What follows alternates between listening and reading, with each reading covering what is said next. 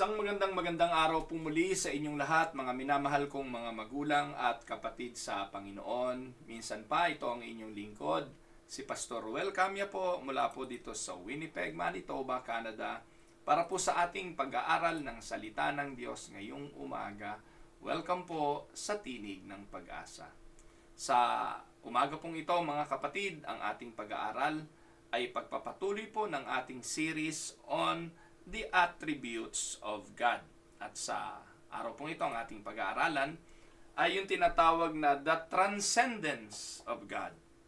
God is transcendent. So ano pong ibig sabihin ng bagay na ito? Kung kayo po ay taga-subaybay na ng Tinig ng Pag-asa at hindi nyo po first time ang maligaw sa channel na ito o sa live broadcast na ito, alam nyo po mga kapatid kung anong ating tinatalakay. Ito po yung attributes ng Diyos. Sa attributes ng Diyos, there are two types na dapat tayong makita. Kapag ang pag-uusapan ay yung attributes ng Diyos, una rito yung tinatawag na communicable attributes. Pangalawa, yung incommunicable attributes. Ano ba ang ibig sabihin ng mga ito? Una, katulad ng lagi nating ipinapaliwanag, yung communicable attributes ng Diyos ay attributes that God has that we can also have as people. Yung katangian ng Diyos na meron siya na pwede rin nating taglayin, katulad ng kanyang pag-ibig. God is love. So, human can also, communicate love. Yung Diyos na mahabagin. So, meron din tayo noon, mahabagin din tayo.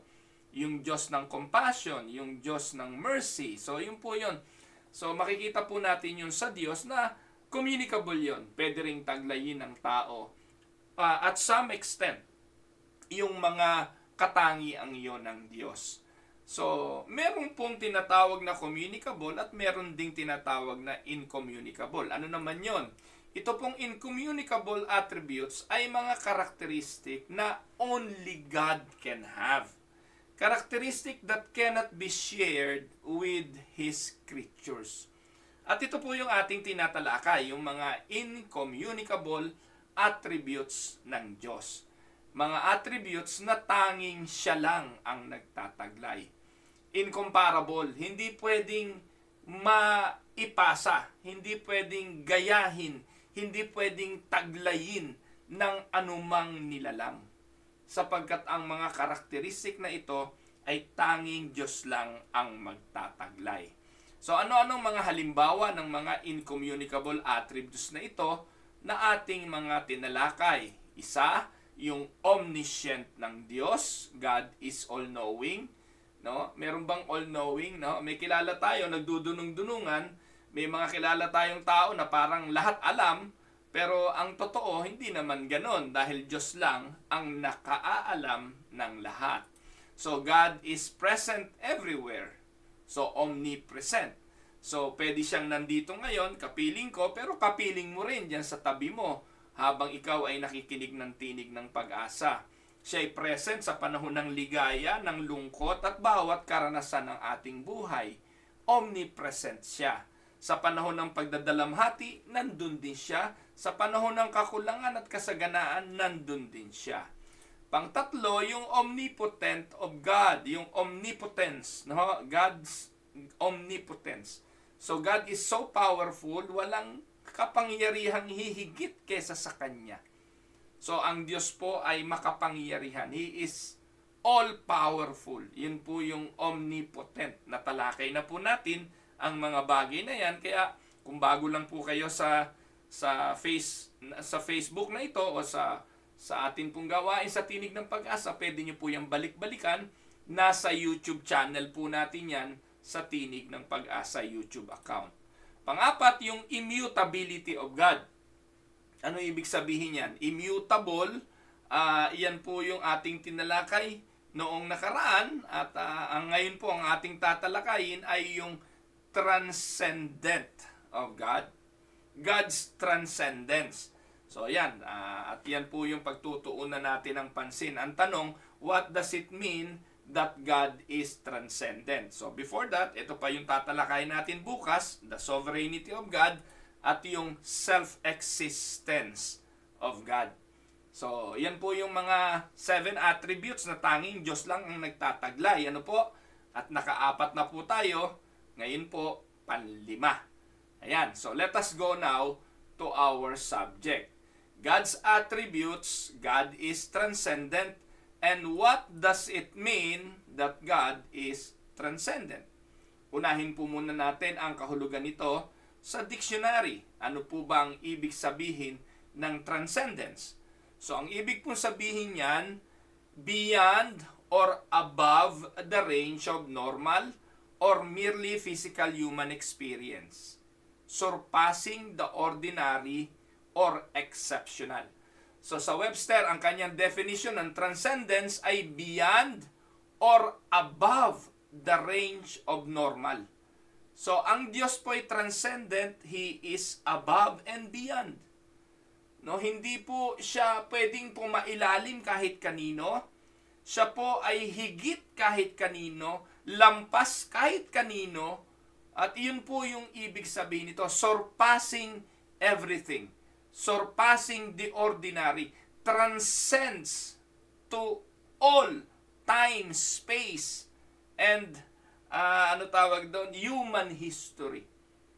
So, ang synonyms po nito, yung kapag kakaparehas na salita nito ng transcendence ay absolute, meaning complete, abstract, ang hirap po nitong unawain, ang hirap ipaliwanag, accomplish, meaning finish, beyond grasp, hindi kayang panghawakan, hindi kayang sakalin, hindi kayang i-confine, hindi kayang kulungin, boundless, ibig sabihin, wala siyang hindi siya nakalagay sa isang confinement lang.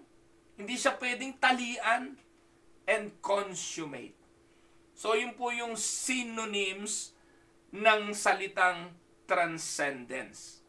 So, kung atin pong titingnan ang kahulugan, alam na natin na ang Diyos ay beyond limit, absolute, abstract, beyond grasp. Hindi natin siya kayang hawakan, hindi natin siya pwedeng hipuin. In fact, may talata nga sa Bible, hindi natin siya makita eh.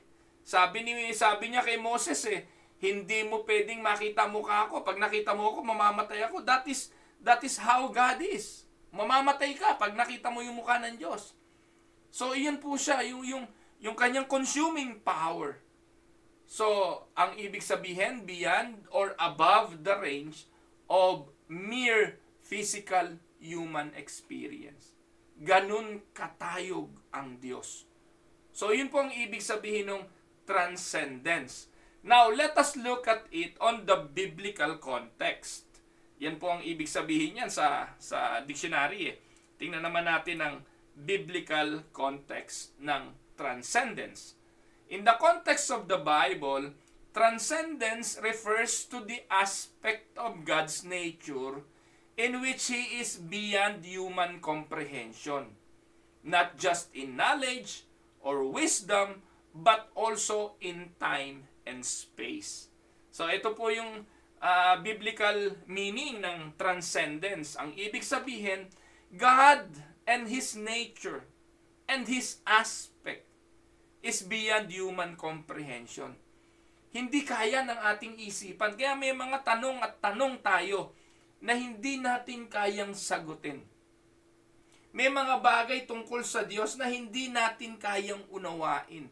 Hindi abot yon ng ating mga karunungan.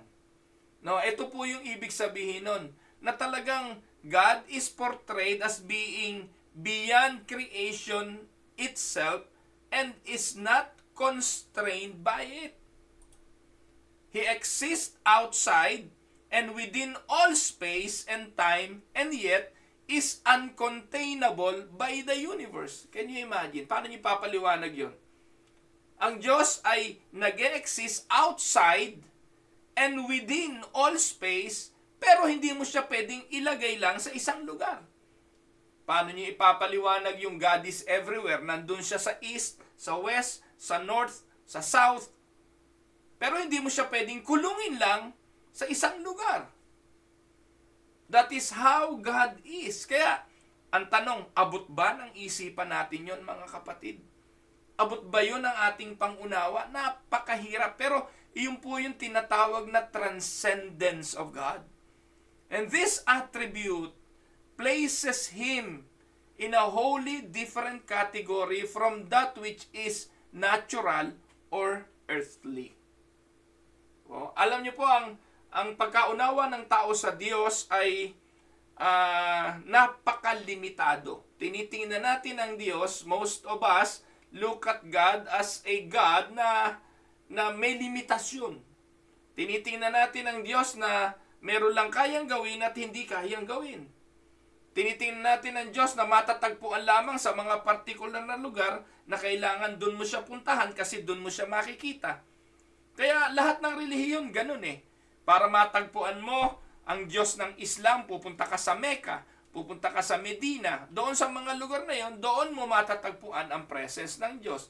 Sa Islam, ganon. Sa Judaismo, ganon. No? Sa Judaism ngayon, yung prayer site nila, yung Wailing Wall doon sa Israel, doon sila nagtutungo, doon sila nananalangin dahil pakiramdam nila nandun ang presence ng Diyos. Pero hindi natin pwedeng angkinin, hindi natin pwedeng kulungin, hindi natin pwedeng sabihin atin lang ang Diyos. Hindi siya pwedeng angkinin o ariin ng ilan sapagkat ang Diyos ay napaka malawak. He transcends human wisdom. This attribute places Him in a wholly different category from that which is natural or earthly. Walang bagay na nandito sa mundo ang pwedeng ikumpara sa makapangyarihang Diyos na ito. So the Bible asserts that God transcends humanity in ways that we cannot comprehend. Hence, His transcendence adds a divine aura of mystery to His character. Kaya, napakagandang pag-aralan at unawain ang bagay na ito para tayo'y magkaroon ng lubusang paggalang, ng lubusang pagrespeto, at lubusang pagtitiwala sa Diyos na ito. Na siya ay hindi Diyos na pwede nating utusan. Kasi ganun tayo tumingin sa Diyos. Na pwede natin siyang utusan, pwede natin siyang angkinin, pwede natin siyang ilagay sa kung saan natin siya gustong ilagay, na parang genie in a bottle. Mga kapatid, hindi ganun. Kaya, napakahalagang aralin nito eh. Alam nyo, madalang ang mga pastor na tumatalakay nitong transcendence. Kasi, bagamat ito po'y napakasimpleng bagay, ang hirap ipaliwanag eh. Kasi paano mo ipapaliwanag ang isang bagay na hindi mo maunawaan? Hindi po ba? Ako mismo ay nag-struggle, nagkaroon po talagang, nag-labor ako sa pagtalakay ng bagay na ito. Kasi how can I explain a God that is unexplainable? Na hindi kaya ng isipan ko. Ano po? So how can I explain a God who is an Alpha and Omega? Yan po ang sabi ng Bible eh. God is transcendent because He is the Alpha and the Omega, the beginning and the end. Eh yung bukas ko nga, hindi ko alam kung ano mangyayari. Yung kahapon ko nga, nalimutan ko na. Eh how can I explain a God who is the Alpha and the Omega? He is the beginning and He will be the end. Gaya ng binanggit ko, yung bukas ko, hindi ko alam. Kayo po ba, alam nyo kung ano mangyayari bukas? Hindi. Pero ang Diyos, nandun na. How can I explain that? When one is transcendent, it means that their abilities are beyond what anyone can surpass. Marami na pong ginawa ang tao, marami ng karunungan ng tao, marami ng record na na-break ang tao, marami ng kahusayang ipinakita ang tao, but those things are nothing. With God's ability, with God's power, no one can surpass Him. But God being transcendent is another thing, since God is not comparable to any human being. So, hindi siya kayang sabi nga, minsan tinatawag natin siyang Father, Ama. At kinukumpara natin siya sa ating mga ama rito sa lupa. Malayong malayo. Paano natin ikukumpara ang isang infinite Father sa isang finite human being? Kasi yung pagkaunawa natin ng Ama at yung ating distinction ng Ama, depende yan sa pagkakadanas mo sa iyong Ama. Iba-iba tayo ng karanasan sa Ama eh. May mga amang malupit, may mga amang pabaya, may mga amang irresponsable.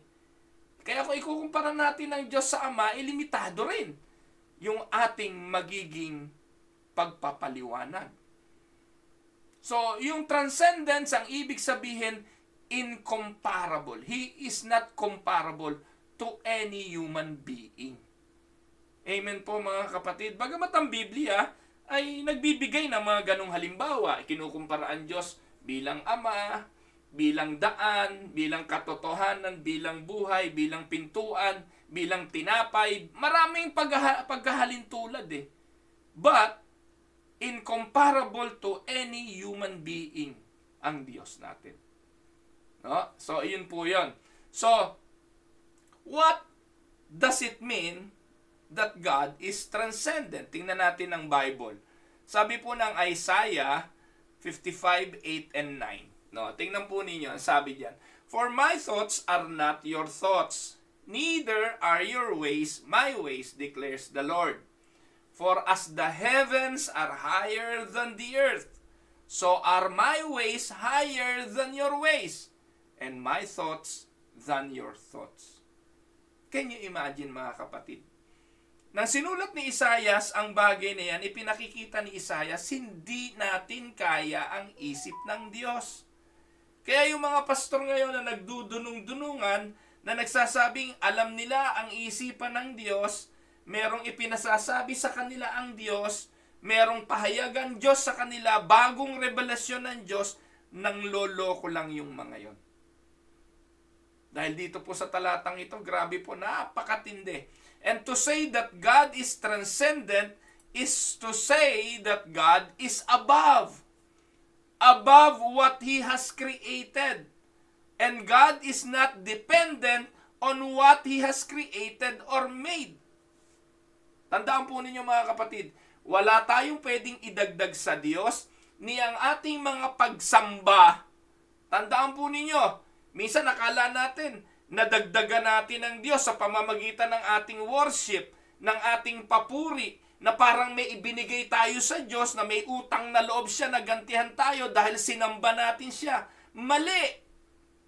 Wala tayong naidadagdag ni katiting sa mga bagay na ginagawa natin para sa Diyos, na kapag nagbigay ka sa gawain ng Diyos, obligado siya na balikan ka dahil ika'y gumawa ng bagay na ito.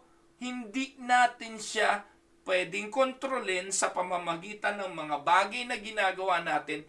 Hindi siya nakadepende sa anumang gusto mong gawin. God is transcendent. And it is to say that God is above what He has created. And this God is not dependent on what He has created or made.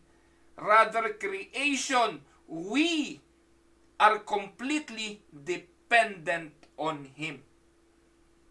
Tandaan po ninyo, napakahalaga pong maunawaan nito, na tayo bilang mga nilikha ng Diyos, tayo ang nakadepende sa Diyos. Completely dependent on Him. Hindi niyo po ba naisip na kapag gusto ng Diyos na magpahinga ka na, pahinga ka na? May control ka ba doon, kapatid? Hindi mo ba naisip na isang sakit lang ay pwede ka nang ihiga at igupo ng karamdaman? Pero ang katotohanan ay nangyayari ito para lalo tayong dumepende sa Kanya. Lalo tayong magtiwala sa Kanya. Lalo tayong umasa sa Kanya. And only God can claim this distinction. There is no other being that is transcendent. Hindi po niya isineshare ito. Hindi po ito communicable attributes ng Diyos. Transcendence is one of the incommunicable. Only God can claim this distinction. He is completely superior to everything in the created universe in every way conceivable. Amen? Now, Isaiah told us that the thoughts of God are higher than our thoughts. Yan po ang sabi ni Isaiah. Ano po? Our mind cannot comprehend the minds of God. He knows things we don't know. Alam ng Diyos kung anong magiging damdamin mo kapag pinaranas ka ng Diyos ng ganitong klase ng karanasan. Hindi po magugulat ang Diyos sa iyong magiging response. Hindi magugulat ang Diyos sa magiging desisyon mo sa buhay. Alam na yun ng Diyos. He is not caught unaware.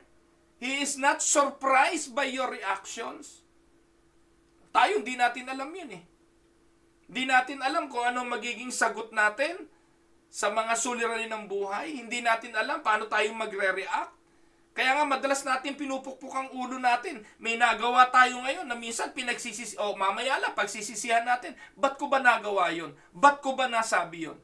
Kasi kung alam lang natin ang magiging resulta ng mga aksyon natin agad, hindi natin gagawin eh. Yung mga repercussion ng ating mga decisions, hindi natin ipagpapatuloy eh. Kasi hindi nga natin alam kung anong resulta. But God knows everything. He knows things we don't know. He can see every issue from every side. Tayo laging may bias eh. Kaya ang tao, bias talaga yan eh. Pag merong nagsumbong sa atin, meron na tayo agad kakampihan eh. Hindi pa nga nagsasabi, nakarinig lang tayo ng issue tungkol sa dalawang tao, meron na tayong kinakampihan dun eh. Hindi naman natin nakikita ang kabuuang larawan. Pero sa Diyos, walang maitatago. Kaya walang pwedeng humatol sa anumang sirkumstansya, sa anumang pangyayari, kundi ang Diyos kasi siya ang nakakakita ng lahat. Amen po ba mga kapatid? He can see every issue from every side. He knows all details about the past. He knows the details of the present. And He knows the details of the future. He can foresee every possible outcome of every decision. That is how powerful. That is how omnipotent. That is how transcendent our God. Amen? So ano pa sabi ni Isaiah? Sabi po ni Isaiah that the plans of God are higher than our plans. Kung yung thoughts natin ay different from the thoughts of God at hindi pwedeng ikumpara, ang sabi rito ni Isaiah, pati sa pagpaplano. Tayo, kung makakontrol ng buhay natin, parang tiyak natin ang lahat eh. Kung makapagdesisyon tayo sa buhay natin nang hindi kinukonsulta ang Diyos, parang sigurado tayo sa ating mga plano. Pero kapatid, naka-experience ka na ba? Nang inaral mo naman ng lahat, pinagsikapan mong gawin ang mga pwede mong gawin para magtagumpay ang isang proyekto, ang isang bagay, pero at the end of the day, dumating ka dun sa crossroads na hindi mo alam kung anong gagawin at yung plano mo biglang gumuho. Naka-experience ka na ba ng ganon, kapatid? So, isa lang ang ibig sabihin nun. Kahit gaano ka kahusay, kahit gaano ka kagaling sa pagpaplano, pwedeng tumigil yung plano mo dahil hindi mo alam kung ano ang susunod na magaganap. And this is what the Bible is saying, that the plans of God are higher than our plans. Kaya po napakahalaga sa mga pagdidesisyon natin atin munang kukonsultahin ang salita ng Diyos Ito bang gagawin ko ay plano ng Diyos? At kung hindi plano ng Diyos, at hindi ayon sa sinasabi ng Diyos sa kanyang mga kautusan, huwag mo nang gawin.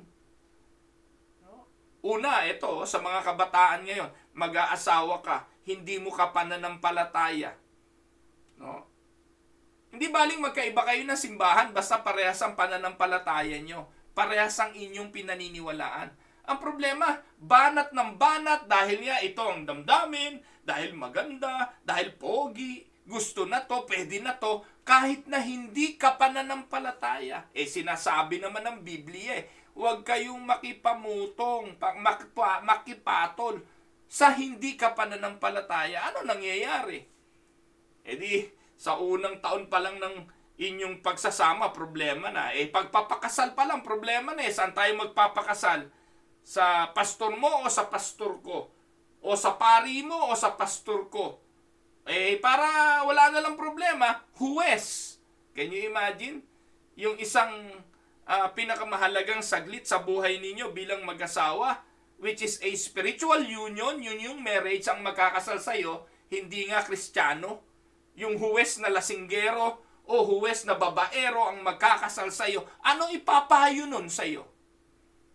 Pero dahil nga, I'm not degrading yung mga judge na nagkakasal. Yung mga mayor, hindi ko po sila dinedegrade. O yung mga nandyan lang sa mga tabi. Dito sa Winnipeg, kahit sino pwedeng magkasal dito Merong mga nagkakasal dito na hindi naman pastor, hindi naman espiritual, nakakuha lang ng lisensya sa pagkakasal. Madali po dito sa Winnipeg. Kahit sino pwedeng magkasal dito. Pero ano pong epekto nun? Ano po? Yung spiritual union yung mag-asawa, dahil nga nag-asawa ka o pumili ka ng hindi mananampalataya, guguluhin ito buhay mo. Pag nanganak yung misis mo, binyaga ng anak mo, magulo. Yung kung pangasawa mo, Iglesia ni Manalo, walang binyag dyan. O kaya Baptist, walang binyag dyan. Magkakaiba, no? Kaya dapat parehas kayo Hindi mo maintindihan kung gaano kagulo hanggat hindi ka pumupunta ron sa bagay na yon. Lalo na hindi mananampalataya. Kay Kristiyano, sisimba ka pag linggo, yung asawa mo, maglalamierda. Palalakihin ng mga anak mo. Paano palalakihin yan? Saan palalakihin yan? Kaya, no wonder ganito kagulo mundo At yan po ang problema ni Haring Solomon sa kakukuha ng maraming mga asawa. Yung mga asawa niya, dala-dala yung kanilang mga Diyos-Diyosan, dinala sa Israel, at ang bansang Israel na pollute ng mga Diyos-Diyosang ito na dala ng kanilang ng asawa ni Haring Solomon. Imagine niyo, 300 wives and 700 concubines na kanyang dinala sa bansang Israel. Nabitbit yung kanilang mga Diyos-Diyosan na itinuro saan? Sa bansang Israel. Kaya mahalaga mga kapatid na nagbabasa ng Bible, nag-aaral ng salita ng Diyos upang maunawaan kung yung ating mga pagpaplano ay ayon sa kalooban ng Diyos. Scripture teaches that the plans of God are higher than our plans. We tend to make short-term plans with short-term outcomes. Even our so-called long-term plans are still short-term kung perspective ng Diyos ang pag-uusapan. Tanaw na yan ng Diyos. Alam na yan ng Diyos kung ano magiging bunga. Kaya pag nagplano ka ng ayon sa kalooban ng Diyos, ngingitian lang ng Diyos yan. At ang sabi ng Diyos, ipagpatuloy mo yan, anak. Pero pag nagkapalpak-palpak tayo ng plano at yung mga plano natin alam ng sablay sa kalooban ng Diyos, pinagpilitan pa natin, makikita mo ang Diyos na pailing-iling marahil sa mga plano mo. Kasi alam na niya kung saan patungo yun Alam na niya na ikapapahamak mo yun. So, He, on the other hand, has a perfect plan that is far superior to anything we can plan. Kaya mga kapatid, patuloy po nating sasaliksikin lagi. Patuloy po nating hahanapin sa hibla ng mga talata ng Biblia ang mga salita ng Diyos. At kapag sinabi po niya yon, kapag ipinangako niya yon sa Biblia, sigurado po yun mga kapatid, tutuparin niya, hindi sinungaling ang Diyos katulad ng tao.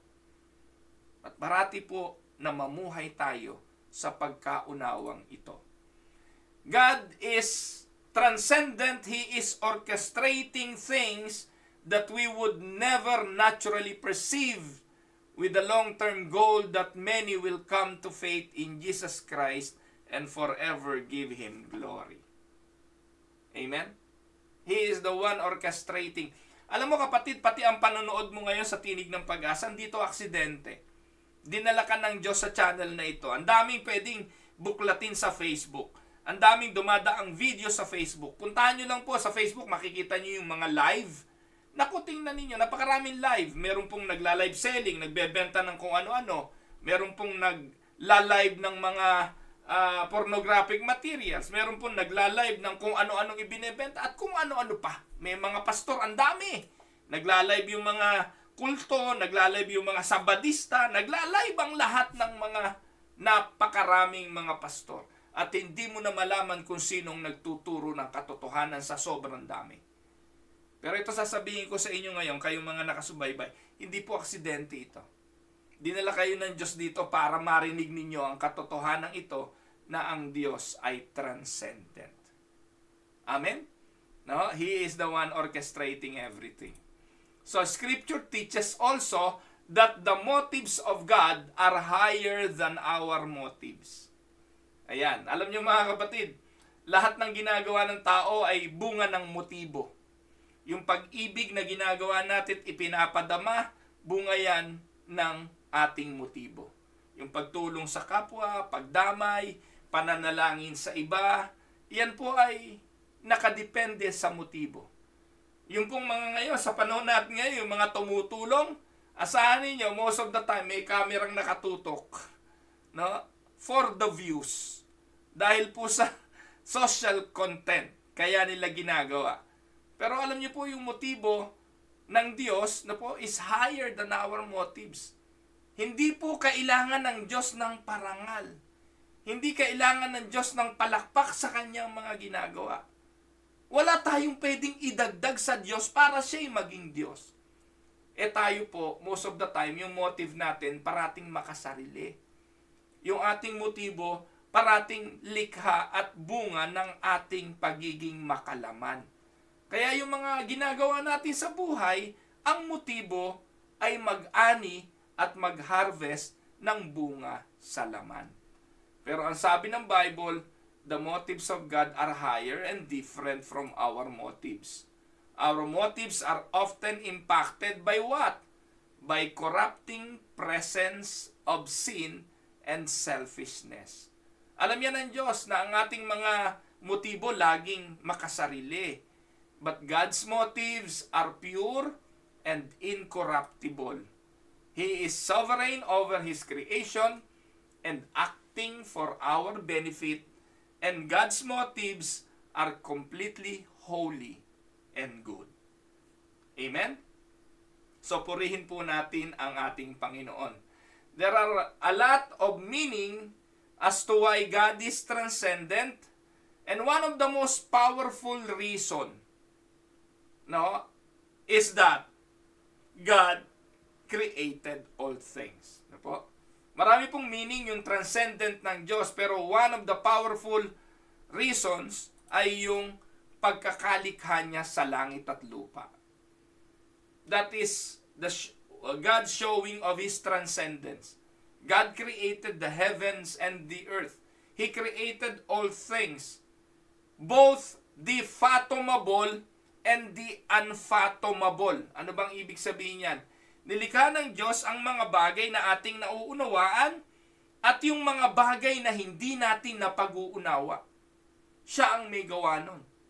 Sabi po ng Genesis 1:1, in the beginning, God created the heavens and the earth. Magpahanggang ngayon, kahit na gaano kahusay ang science, may mga bagay na ngayon lang natutuklasan, ngayon lang nauunawaan ng tao, pero napakatagal nang nilikha ng Diyos. May mga bagay na maiintindihan lang natin, at merong mga bagay na hindi natin maiintindihan. God is transcendent because He is a creator of all things. Alam niya lahat yan.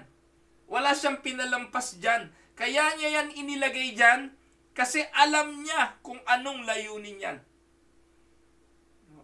Mag-isip po kayo ng bagay na nilikha.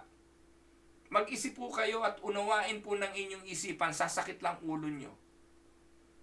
Imagine niyo, ang nakikita lang ho natin ay ang maliit na mundo na ating ginagalawan kung saan tayo naroroon.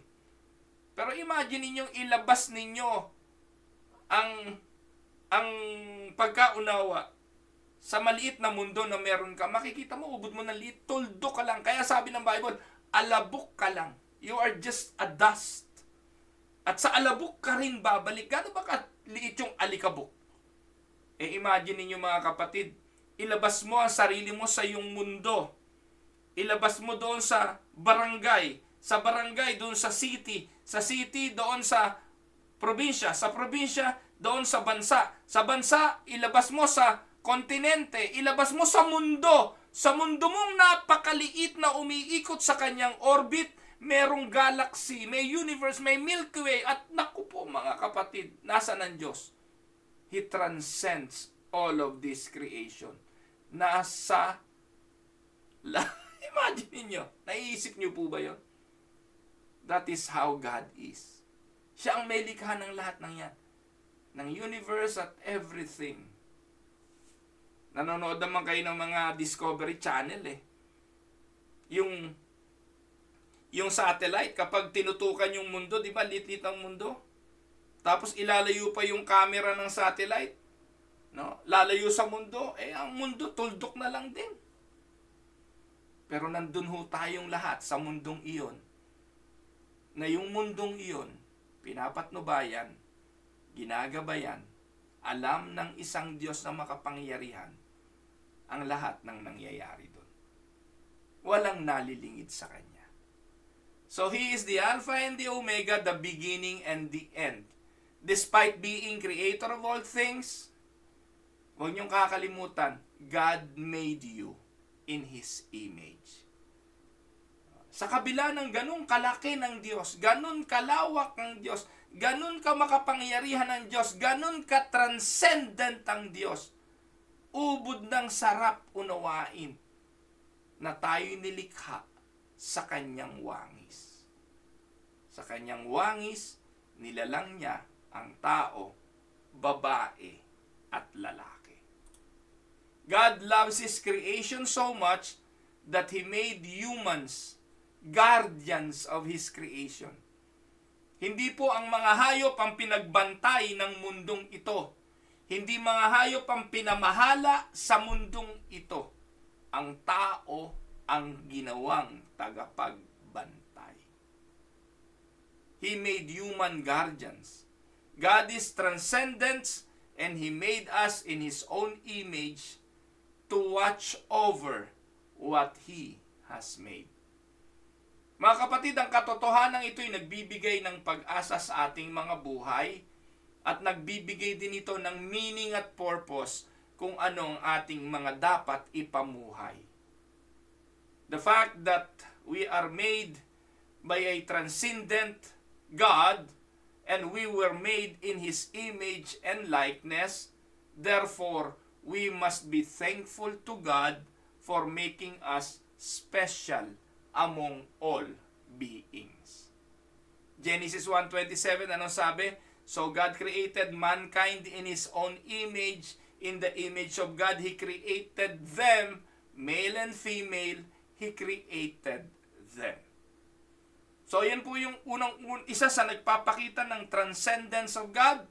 God created the heavens and the earth. Pangalawa, yung holiness of God is above all. Pinakikita yung transcendence ng Diyos sa pamamagitan ng kanyang kabanalan.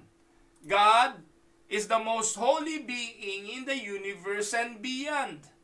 And for this reason, it is impossible to fathom His holiness. Ito po isang bagay na talagang hindi kaya ng isipan natin. Gaano kabanal ang Diyos? Pwede kayong mag-enumerate ng inyong sagot. Pero gaano nga ba kabanal ang Diyos? Hindi natin to kayang unawain.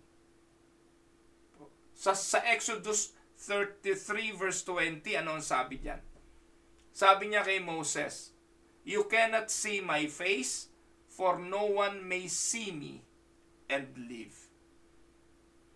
Pwede mo akong makita, ang likod ng Diyos pinakita kay Moses, pero hindi mo ako pwedeng makita ng harapan. Walang nakakita sa aking muka na nabuhay.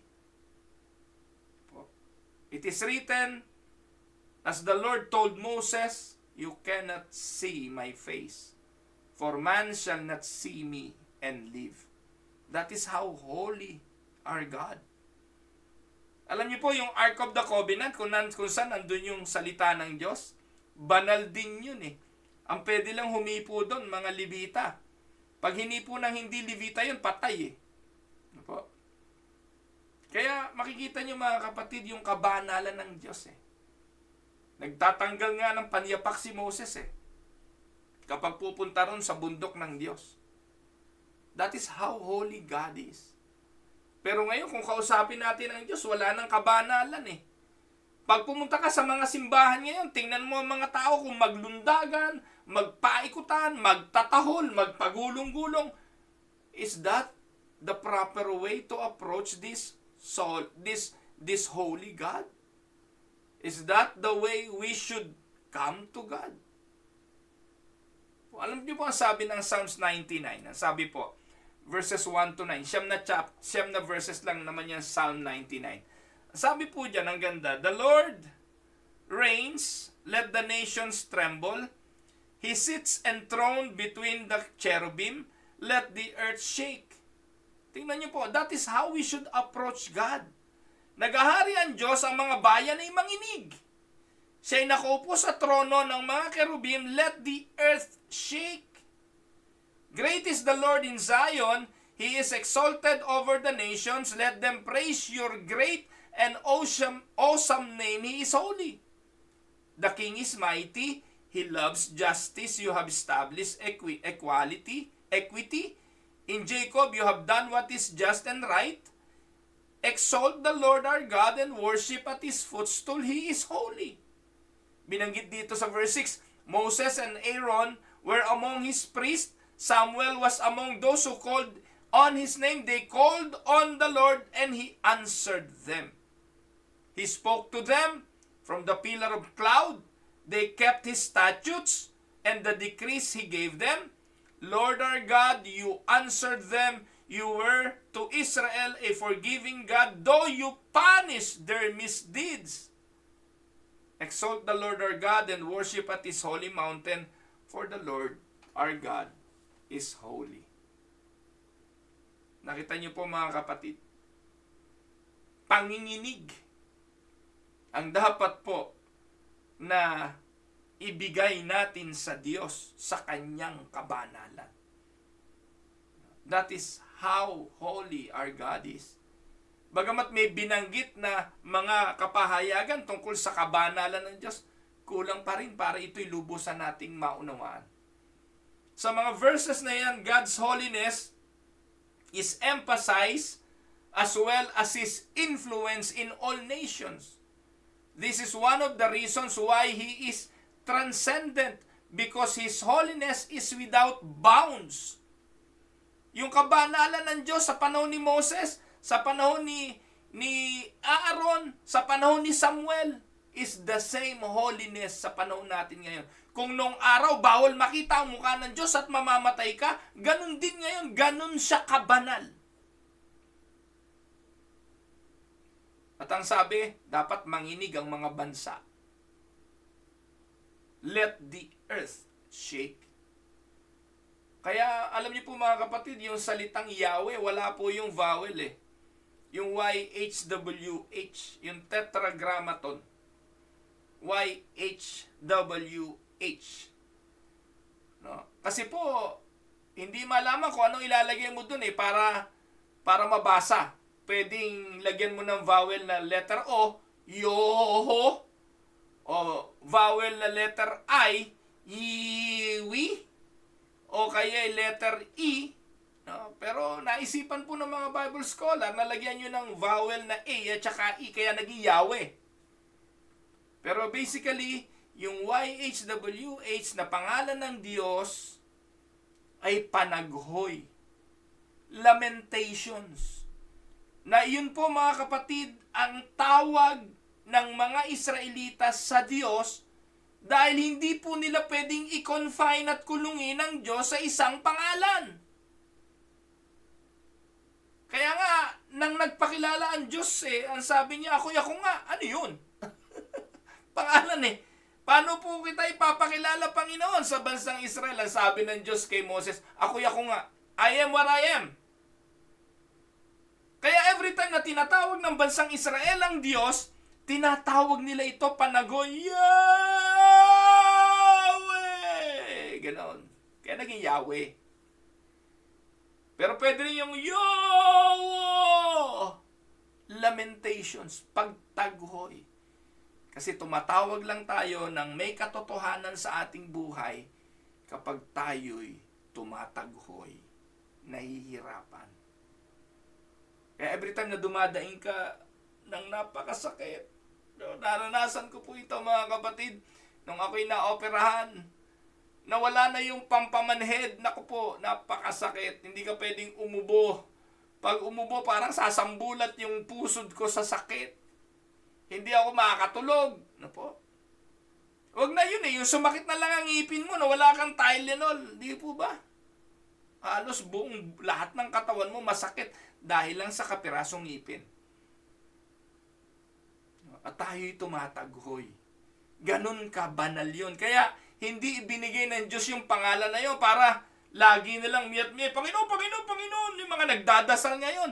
Naku, bawat isang salita, oh Father, oh glory to you, Jesus, praise the Lord. Parang wala nang paggalang, no po. May masambit na lang, ginagawang, tawag doon, jargons na lang. Filler yung Lord, yung Father, yung Jesus, Jesus, Jesus, Jesus, Jesus. Makinig po kayo ng mga nagdadasal na mga Pentecostal. Hindi nauunawaan na ang Diyos ay banal, na dapat lumapit sa Kanya sa pananalangin ng may kabanalan. Dahil alam naman ng Diyos ang laman ng ating puso eh. Hindi kailangan ng katakot-takot ng mga salita. Hindi kailangan ng nagsusumigaw. Ang importante eh, yung katotohanan ng ating mga puso. Para bang mas powerful yung, in the name of Jesus, I declare, I claim, I pronounce, you are healed. Kahapon po may isang kapatid na nagsabi sa akin na ipanalangin ko siya. Dahil meron pong nakita na suliranin sa kanya. Ang sabi ko lang po sa kanya, patuloy tayong magtiwala sa Diyos. Sabihin natin sa kanya ang bagay na ating nararamdaman at buong puso nating idasal sa Diyos na siyang nakaalam naman ng lahat ng bagay. At kung kanyang kalooban, sa kanyang kapangyarihan, tayo ay gagaling. Hindi kailangan ng hokus-pokus. Alam niyo po, hindi ko nga siya naipag-pray kahapon doon mismo sa lugar na pinagkakitaan namin kasi busy lugar at medyo public yon. Pero bago po ako umalis doon, ay inuusal ko sa Panginoon na katagpuin ang panalangin ng kapatid na ito. Nahipuin ng Diyos ang kapatid na ito. At habang nagkukwentuhan po kami, alam ko na nakikinig ang Diyos. Maging sa mga plano natin sa buhay, sa mga bagay na gusto nating gawin, tandaan ninyo, God is a transcendent God. God is holy. And God is the one who created us. Dahil siya ang may gawa, siya po ang bahala. Amen? Po, hindi lang po yun. Sabi nga po, God is sinless. Anong ibig sabihin yan? Isaiah 64 verse, sin does not reside in God in any way. Hindi niya rin pinapahintulutan niyang kasalanan. Kaya tandaan po ninyo mga kapatid, hindi totoo yung sinasabing God loves the sinners but He hates the sin. Ang ganda pakinggan. Pero hindi yun totoo. Hindi totoo na God hates the sin and He loves the sinner. Mali. God hates the sin and He hates the sinner. Dahil hindi naman yung sin ang dadali niya sa impyerno kundi yung sinner. Amen? Kaya ang realidad, God hates sin and the sinner who committed sins. Kaya hindi pwedeng pagsamahin yon. Yung isang makasalanan at ang banal na Diyos. Sabi sa Isaiah 64:6-7, all of us have become like one who is unclean, and all our righteous acts are like filthy rags. We all shrivel up like a leaf, And like the wind, our sins sweep us away.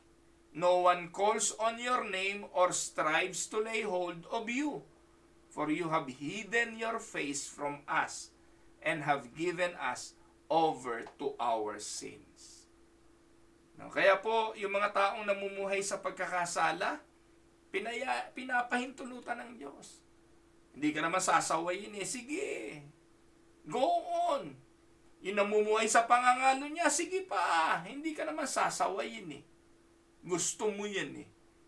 Itinatago ng Diyos ang kanyang muka sa kasalanan. Bakit? God is sinless. So while humans have sinned, God does not have sin. His sinlessness makes Him transcendent. Amen? So instead, ano sabi nga? Pinapatawad ng Diyos ang ating mga kasalanan. 1 John 1:9, if we confess our sins, He is faithful and just, and He will forgive us our sins, and He will purify us from all unrighteousness. Amen? Ano pa ho na nagpapakita ng transcendence ng Diyos? God is eternal. God is eternal, gaya ng binabanggit sa Deuteronomy 33 verse 27. Ano po ang sabi diyan? The eternal God is your refuge, and underneath are the everlasting arms. He will drive out your enemies before you, saying, destroy them.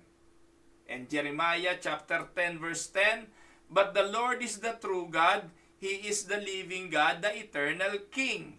When He is angry, the earth trembles. The nations cannot endure His wrath. So ano po ang pinapakita rito? Ang Diyos ay eternal. He is the God of everlasting. The Lord our God is true. God is the eternal King. And for this reason, He is transcendent of time. Ano bang ibig sabihin yan? Ang Diyos hindi tumatanda. Hindi po siya apektado ng oras. Imagine ninyo, tayo po, ano po, kahapon po ay meron pong nagluto po ako ng chicharon eh, no po. Ang dami po nag-comment, ang sabi nila, parang payat ka, pastor. No po.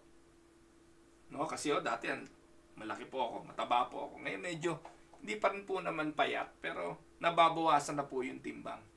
Pero alam niyo po, every time na tinitingnan ko po yung, nung ako po, pinanood ko po yung video, habang naghahalo po ako, alam niyo po kung sinong nakita ko sa itsura ko? Si tatay ko. Na po. Ang tatay ko po ay, sabi nga kung gusto mo raw makita yung mapapangasawa mo, tingnan mo, kung babae, tingnan mo yung nanay niya. Ganun ang makikitsura ng mapapangasawa mo pagtanda. At yun naman daw, yung lalaki naman daw, para kung gusto mo makita kung ano itsura ng asawa mo pagtanda, tingnan mo yung tatay niya. Sabi nga ni Dang, every time na kami nagkakakwento, alam mo, kamukha mo na ang tatay. Ganon din naman ang sinasabi ko sa kanya, ikaw kamukha mo na si Nanay Letty. Kamukha na po ni Dang ngayon, yung kanyang nanay. So, kung atin pong titingnan mga kapatid, na po, nagbabago tayo eh. Tumatanda tayo. Na po, nung ako po ay bata-bata. No, malayo po itsura ko ngayon, no, nung ako'y bata-bata.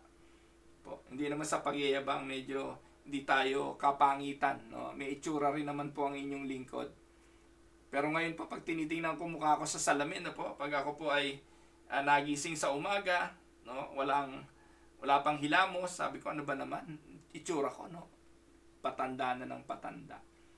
Pero ganun po talaga tayo. At yan po yung palatandaan ng ating pagiging finite being. Lilipas po tayo. Pero ang Diyos, transcendent, eternal siya. Hindi siya natanda, hindi siya nagbabago.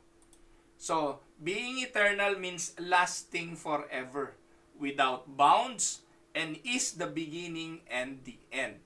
And this fact alone means that God is transcendent beyond what we can fathom. After all, time is human construct, and God is beyond time. Ano ibig sabihin nun? Yung oras, gawa yan ng tao. Tao ang lumikha ng relo, tao ang nagdidikta na yung alas 6 ng umaga, alas 6, alas 7, alas 8. Hindi Diyos ang may gawa niyan. Tao ang nag-construct ng oras. Sa Diyos, walang oras. Lahat ng oras ay oras niya.